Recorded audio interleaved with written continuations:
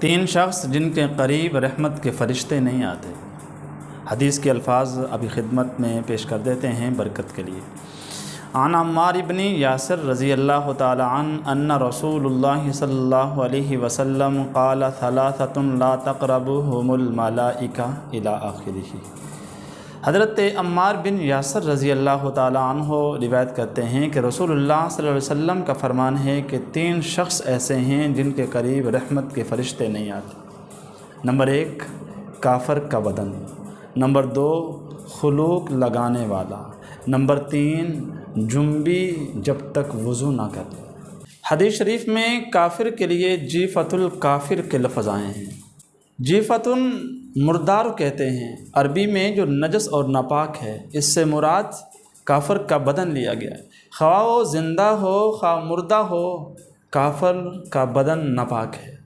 اس کی وجہ بڑی یہ ہے کہ کافر خنزیر اور شراب کو استعمال کرتا ہے، جس سے انسان کا بدن ناپاک رہتا ہے، اس لیے بمنزل مردار کے ہوتا ہے۔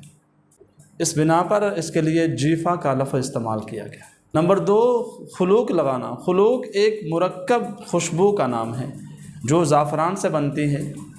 یہ خوشبو چونکہ رنگدار ہوتی ہے اور رنگدار خوشبو عورتیں استعمال کرتی ہیں، اس لیے عورتوں کی مشابہت کی وجہ سے مردوں کو یہ خوشبو لگانے سے منع کیا گیا ہے۔ جو بھی اس خوشبو کو لگاتا ہے اس کے قریب رحمت کے فرشتے نہیں آتے، تو خلوق لگانے سے مردوں کے لیے منع کیا گیا۔ نمبر 3 کا فرمایا جنبی جب تک وضو نہ کر لے۔ جنبی سے مراد وہ شخص ہے جو بلا وجہ غسل کرنے میں دیر کرے اور بے غسل رہنے کی عادت ڈالے، ایسے شخص کے قریب بھی رحمت کے فرشتے نہیں آتے۔ آپ صلی اللہ علیہ وسلم کے اس ارشاد سے معلوم ہوتا ہے کہ اگر انسان بے غسل ہو جائے تو جلد ازا جلد غسل کرے، اور اگر غسل کرنے میں کسی وجہ سے تاخیر ہو جائے تو کم از کم وضو کر لے۔ ان 3 چیزوں کی مناسبت سے کچھ سوالات اب خدمت میں عرض کر دیتے ہیں۔ پہلا سوال تو یہ ہے کہ ہم بستری کے بعد غسل کرنے میں کتنی تاخیر کر سکتے ہیں۔ نمبر 2 ہم بستری کرنے کے بعد کھانے پینے اور کھانا پکانا یا ماں کا دودھ پلانا بچے کو، کیا یہ جائز ہے یا جائز نہیں ہے؟